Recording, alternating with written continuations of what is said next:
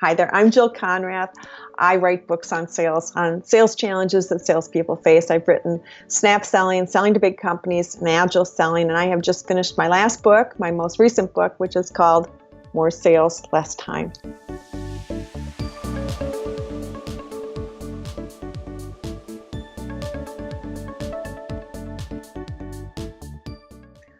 Shortly after my second book, Snap Selling, came out, I was speaking in front of a large group of salespeople at a conference. And the book, Snap Selling, is all about selling to crazy busy buyers. And afterwards, Matt came up to me and he said, Jill, this is really, really good stuff and I can see how it's going to work, but I'm crazy busy too.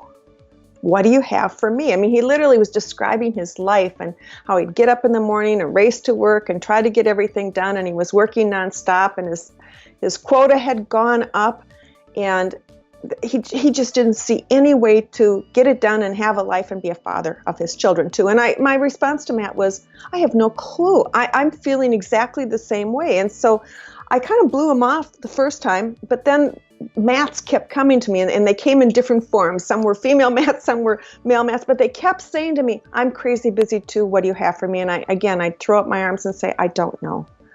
And finally, I got sick of not knowing because I was so crazy busy, I couldn't stand it either. So that's why I wrote the book, because I needed to find a solution to my problem. And my whole way of operating is as soon as I address a sales challenge and figure out how to resolve it, I've always written a book about it. So that's why I wrote the book.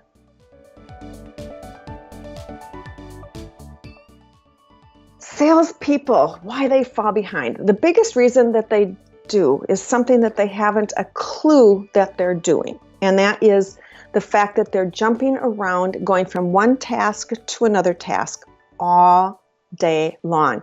And literally salespeople think that's the way they're supposed to work. You know, they get online in the morning, they start doing their email, they think of something else they need to do, they jump over to LinkedIn, look up somebody on LinkedIn, and then they go back and check their email. Then they think, oh, I have to write a proposal. And so they sit down to write a proposal, but then they think, I better check email because something new just came in. And so all day long, they're moving from one thing that they're focused on to another thing that they're focused on.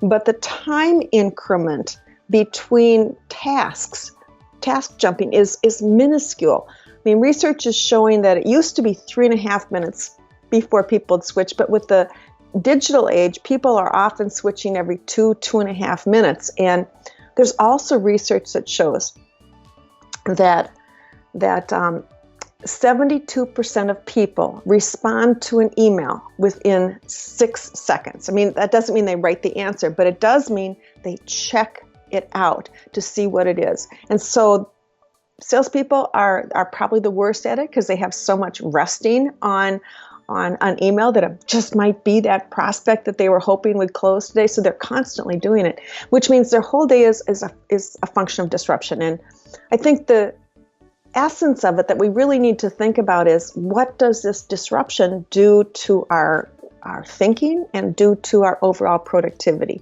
And again, research shows that if you're constantly disrupted, you're adding an hour or two a day to your workday. So that's one thing that's huge. But it also shows that your thinking isn't as good. And I really believe that today, in order to be successful in sales, you need to be a world-class thinker. You need to be strategic. You need to be a fast learner. You need to be up to date on what's going on. You need to have ideas and insights for your clients, which really means your head needs to be in the game. But if you're bouncing around, your head's not in the game.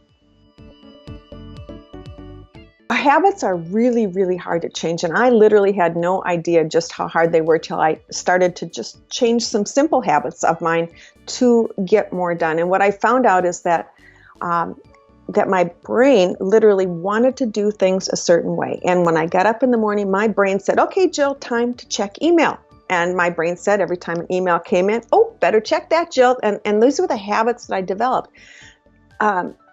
what happens in our brain is that our brain actually creates neural pathways and glues neurons together. So when we start going down or trying to do something different, our brain says to us, no, no, no, no, no, no, don't go that way. This is not how we do things here. And so it creates massive resistance. And most of us, when we're trying to change habits, we say, I got to stop this. I got to stop checking email all the time. It's killing my productivity. And then when you tell that to your brain goes, stop. Yeah, stop. Oh, yeah. And that's all you can think about is stopping. So it's like the worst thing in the whole wide world. What you need to do is create goals and be real clear about what it is that you want. Like, I want to free up more time so I can get out of the office today. I want to free up more time so I can have fun tonight with my friends. I want to free up more time, or I want to work really hard because I want a promotion. And so that's your goal that you're focusing on. And then with that as your goal, you need to say, what do I need to do differently? And come up with a positive action, one that you can do. It's really harder to change habits than we think. We don't realize that they are habits, but how we work is absolutely a habit that we've gotten into by default. We've never thought about it. It's just what we do. But in order to have more sales in less time, we absolutely have to change what we're doing. This is an interesting question because most salespeople are really feeling a sense of urgency. And if they respond within 6 seconds, like that's why they're constantly checking their emails, they're honestly believing that the client is thinking, oh man, what good service this person gives me, and she must really want my business.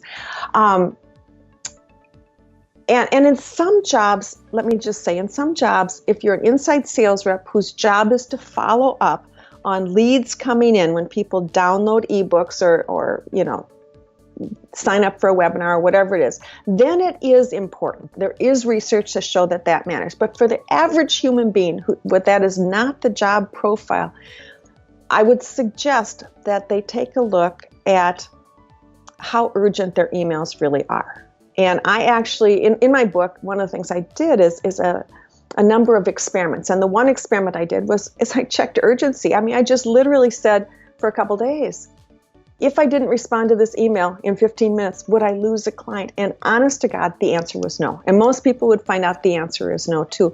But what we don't realize is that we are actually hooked in a dopamine cycle where our body rewards us for checking email and rewards us for looking at email. And we get a surge of dopamine every time we do this, which is very addictive, and we kind of get on a high. Like, if you can't check your email, you sort of get twitchy, and if you can't go on your favorite apps, you sort of get, it's like, I need to check. That's the dopamine or the lack of dopamine or the desire for dopamine. So it's not real. It's really a dopamine thing that we've kind of convinced ourselves that it's important because we want to do it, but it's not urgent for most people, and it's killing productivity. I mean, that's huge. And by the way, it is lowering intelligence and making you stupider. I mean, let me just throw that in because I think that that's important too. Research shows that people who are constantly in and out of email checking, they actually get stupider. For women, their IQ drops 5 points just by constantly going in and out of email. And for guys, it's catastrophic, and their IQ drops 15 points.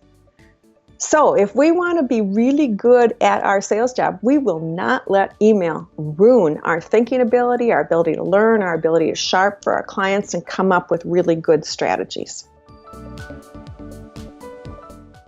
Most people think they need to get better at time management, but time management assumes that you're in an office and you're working, just doing your job, and you're not living online. And so many salespeople spend so much of their time online. It's just how we do our jobs today, whether it's communicating via email or doing research online to find out who to contact or information about the companies or what people are saying about different things. So in sales today, we're living in a world where we are constantly being distracted, and we have no idea that our brain is not wired for this. I mean, what happens when we're online is that we have this amygdala on the back of our brain, and it's like the oldest part of our brain, and it's designed to protect us.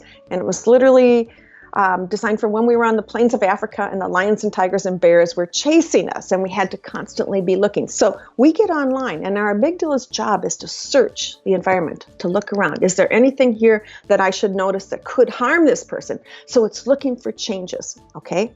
So it gets online, and it sees, you open up an email from LinkedIn, which most of us get every morning, and it's got 4 stories on it.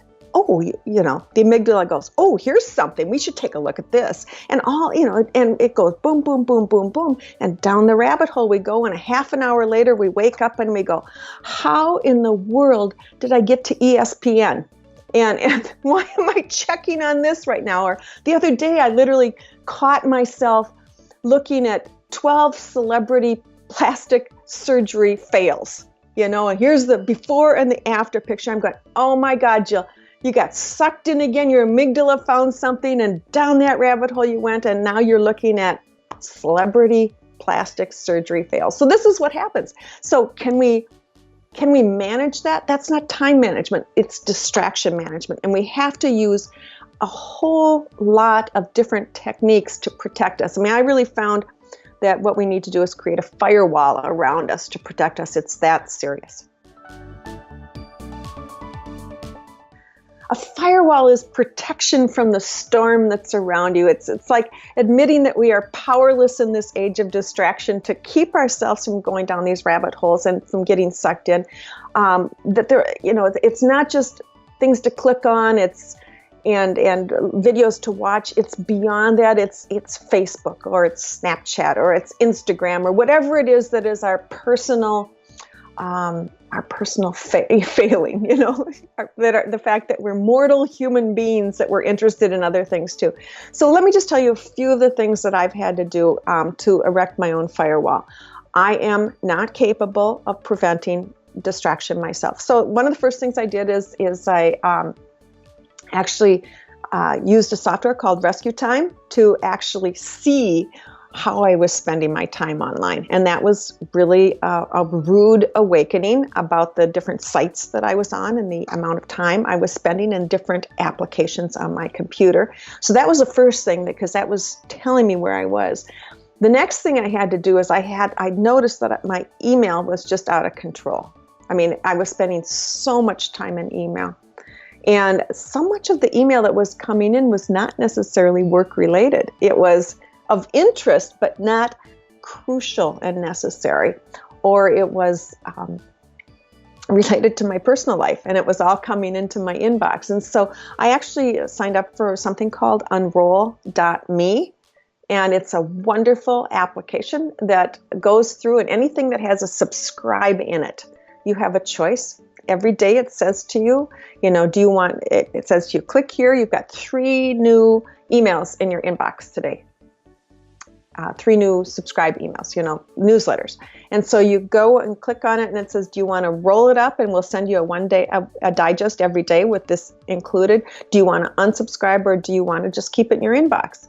And you make your choice. Now, I've been doing that for over a year now, and I have unsubscribed from over 1,244 emails that have come in, many of them unsolicited, from companies who buy lists and drop things at me.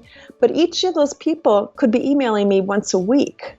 And if you think of how much time is spent on clutter, that has just created an inbox that's much more friendly to work with. And a third thing that I've personally found really helpful is a software called Freedom. And this is for when I really, truly want to get something done. Freedom is an app that will block you from your downfalls, and it'll block you for a period of time. So for me, I just use Freedom. If I've got some focused work that I really want to do, I don't want any disruptions. I want to keep myself from checking email. I want to keep myself from going to any site online. I launch Freedom, and it gives me the opportunity to set a time limit for how long I want to be protected and from which sites I want to be, I don't want to touch. And I also can set it so that it affects all my devices. So I can't, be working online and then pick up my cell phone and go, oh, I'm going to check my email on my cell phone. I had to get it on all my devices because I cheat, which we all do if we don't protect ourselves with that firewall.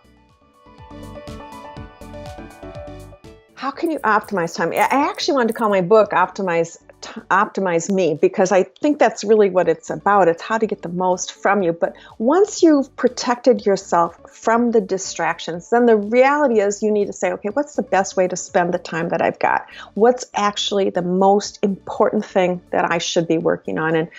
And again, most sellers, when they get to work in the morning, they open their computer or they log on and boom, check their email. And then they go down that rabbit hole, and an hour and a half later, they're ready to start work, but they haven't worked on anything in that first hour and a half that is essential. So the important thing that every seller should do is at the end of the day or at the beginning of the day, literally sit quietly for the first 10 minutes of the day before you jump online or do anything else and say, what do I really need to get done today? If I take a look at all the things that I could do and knowing that I simply do not have enough time to do all of them, if I had to do 3 things, what would they be? Okay. If I had to do just one thing that would help me reach my goal today, what would that be? And just by taking that time to focus, what you do then when you go online is you actually do what you're supposed to do. You don't just jump into work and scatter your attention all over the place. So the biggest thing is to just quietly sit before your day begins and get focused on what matters. And, for salespeople, if you take a look at what matters, it's typically things related to customer interaction. And research shows that very little bit of a salesperson's time is actually spent in contact with a customer. Or emailing or working on proposals or doing something actually with a customer. A lot of time is spent preparing, but there's a huge amount of time that is wasted on other things like going down that rabbit hole where you didn't want to go and bouncing from task to task. So that's really an essential thing, is to get that focus in the morning. And I think the other thing that's really crucial is, and a lot of people don't realize, is that our brains are not meant to sit at a computer all day long. It actually wears us out. And so we need to think about working our day in blocks of time that are focused on specific activities, by the way, that we actually put on our calendar. We think, oh, these are the important things. I'm going to work from 10 to 12. I'm going to work on this, or from 1 to 4. That's going to be my focus, prospecting. But to put them on your calendar, work in blocks of time, but then to allow yourself to take a break. To me, what was fascinating was the research by the Dumouchel group, where they were looking at what differentiated their top performers from everybody else out there. And what they found was that their top performers, and this was with a time study, what were they actually doing? They would work really hard for about 52 minutes. And then at the end of 52 minutes, they would get themselves up and they would leave their computer and take like a 17-minute break. And what that 17-minute break did was it actually refreshed them and gave them more oomph. Their brain, had a chance to relax and stop focusing. They had a chance to be social, to interact with people. They'd get up and move around, get some energy, get more oxygen to the brain. So it did a lot of things. And when they sat down, boom, right into their work they went, and they were so much more productive. But it was like they were, working hard, taking a break, working hard, taking a break, working hard, taking a break. And most of us just, we slog away at our computer and I got to figure this out and trying to figure out, and it won't come to us, when the best thing we could do is to leave our computer, because when we do, our brain moves into a mind wandering mode and actually finds the stuff that we were thinking about, finds new answers for us, better answers. How can you motivate yourself when you're tired of being, trying to control everything? First of all, let me just say, trying to control our life and to be so disciplined is perhaps one of the hardest things that we ever have to do. And we're only given a certain amount of willpower every day to work with. And so if we use it up to try to fight going online and fight all these distractions, we're actually wearing ourselves out much faster and reducing the quality of our thinking, which means we're not doing our best job. So one of the things I tried to do, because it was so hard for me to change my habits, and I work remotely, and I don't have people that I can play, like leaderboard type stuff and see who's, bringing in the answers. So I have to motivate myself, which is a real challenge. But in order to really change and become somebody who really got a lot done during the day and got my best work done, I actually decided to invent a game for myself.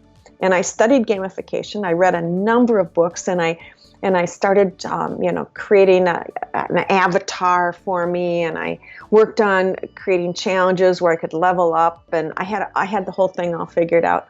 And then it was such a huge pain in the neck to actually run the game and do the game, because I had to keep score and I had to keep inventing challenges, and I couldn't find anything that motivated me. So at one point I threw the game away, but I had one thing that changed everything for me. And literally it was like a total surprise.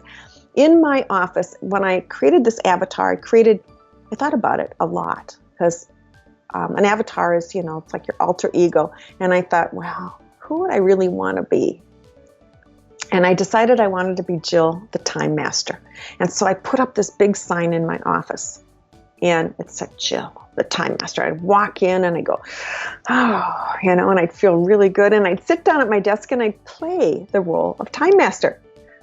And it was really silly, and I didn't tell anybody about it for a long time. But what happened is, by playing the role of Time Master, I'd already done the research. I knew what I was supposed to be doing. The hard part was doing what I knew I should be doing. But when I was in the Time Master role, it all fell into place, and I could get so much done in a day, and I would feel so good about it. And then I could just become Jill, and I could take it off.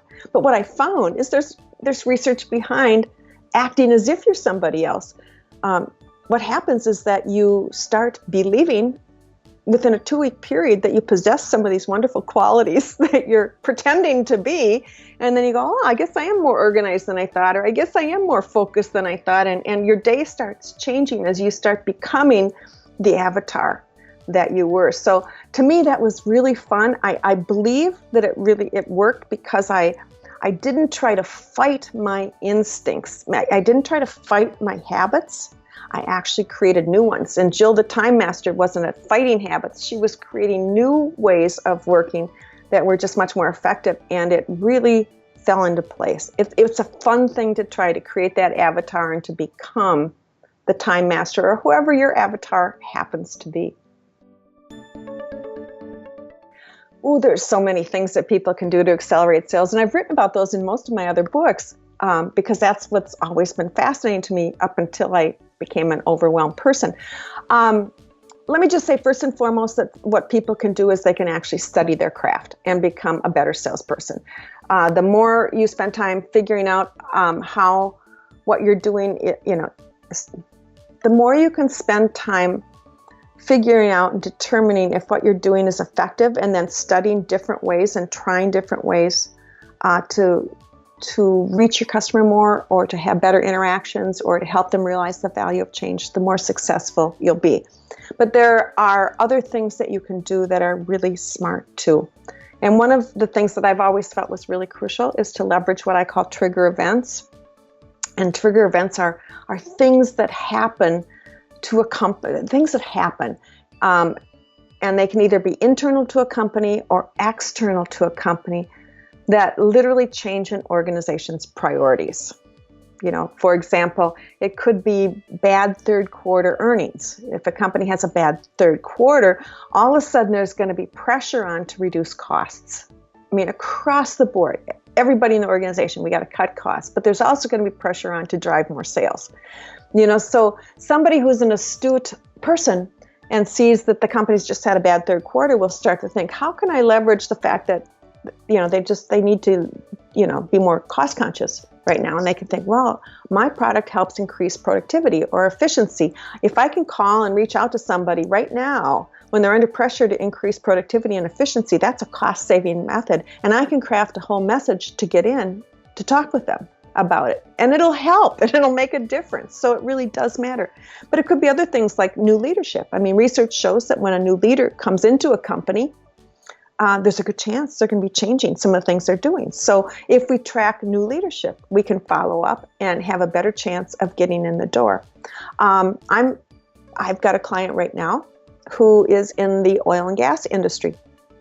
And right now, I mean, as consumers, we love the low gas prices. But if you're in that industry, you're hurting. And so my client is selling to the people in that industry, and we're right now focusing on how to leverage the low gas prices to create movement in another area in their organization. But that's a trigger event. So they can be internal to an external or external. And if we're smart, we will use these all the time. There's software that can track it. There's also just targeting accounts and following them yourself. So that's one thing. Another thing you can do is to speed up decisions and to accelerate your sales is to really focus on making decisions simpler for your prospects. And we don't think of that. I mean, in fact, in many cases, salespeople will want to sound really smart, and so they'll complicate things. Like they'll give people way too much to think about. They'll send, even in an early email exchange, they might send 3 PDFs of why we're so wonderful, and 3 PDFs. Somebody who's on the other end of it goes, oh my God, I barely have time to read your email message, and you're sending me 3 things to look at? No way, can't handle it. So simplifying things as much as you can is really, really helpful. I mean, those are just some things that truly do make a difference. How can salespeople keep overwhelmed buyers moving? I think at the front end, there's something they need to do, and that is I think at the front end, there's something they need to do, and they need to be able to pique somebody's curiosity. So they really need to look at their value proposition, and they need to actually help them figure out what things are of most interest to the prospects. What business issues and concerns should they be addressing? So that's at the very front end. But if you're working with somebody, oftentimes they haven't made these decisions before, and they're quite overwhelmed. In fact, research right now shows that in many decisions, there are, I think I was reading from CEB recently, it's over 6.2 people or 6.7 people involved in a decision. The length of the decision cycle is extended. People that have made these decisions don't know this stuff. They don't decide this often enough. And so when you get them together, they don't know where to go. They really need help. So one thing that really, really, truly helps is to create a roadmap for them and to actually show them, here's where you are right now.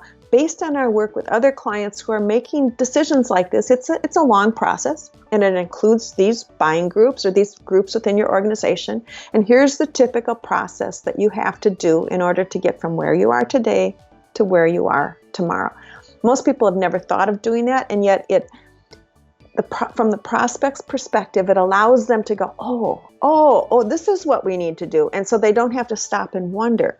And they're also looking at you as a very smart person who truly has worked with other people like them before and understands that that's an issue. So that's one thing you can do.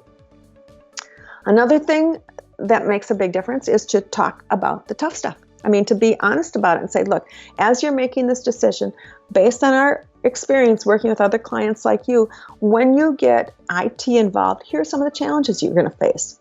So here's what we need to do to handle this. Or when you talk to the finance people, they're going to want to know about risk. It's an issue everybody runs up against. So here's how we can handle it. And here's some of the things that you can do in order to reduce the risk or to get people to buy into the decision. So it's being really frank with people.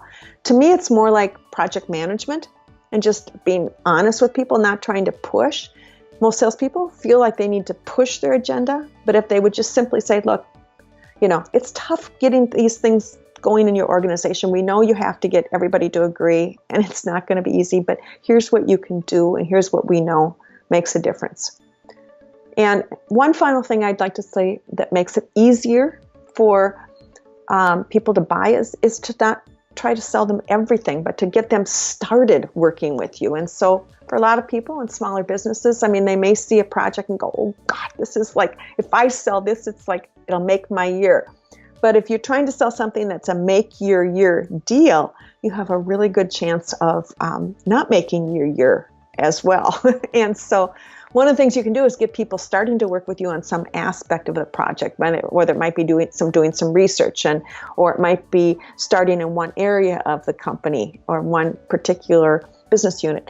By doing that, you get your foot in the door, you have a chance to prove your concept and to show the business value, develop the relationships, you find out more ways that you can help them, and then you can build the deal as you go along. So that's just some ideas for how to keep things moving that every salesperson has the ability to do.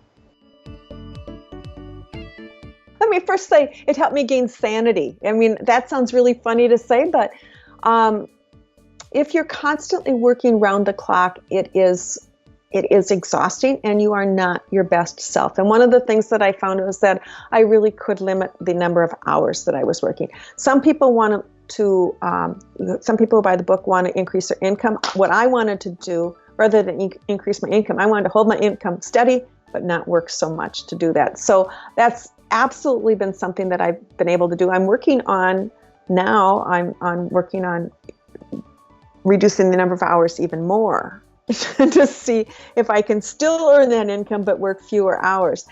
I just have to say, I started out this whole project personally feeling really crazy busy, and I wore it as a badge of honor. You know, it's like, I'm crazy busy. Aren't I wonderful? Everybody needs me. Everybody wants me. You know, I'm invaluable. I mean, I'm an asset. I have to be here. What I found out is that by identifying as crazy busy, I was actually compounding my own problem, because it literally became an excuse. It wasn't me. It was everything out there. And what I've learned is that being crazy busy is something I can control, and I choose not to be crazy busy any longer. I choose to be busy, yes, but not crazy busy, because I'm not at my best then. So I really believe that everybody can sell more in less time.